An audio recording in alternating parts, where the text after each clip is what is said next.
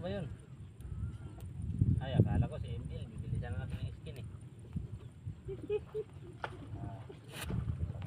Be. Be. Guys. Yan lang po yung trabaho dito guys. Kangkong lang talaga dito.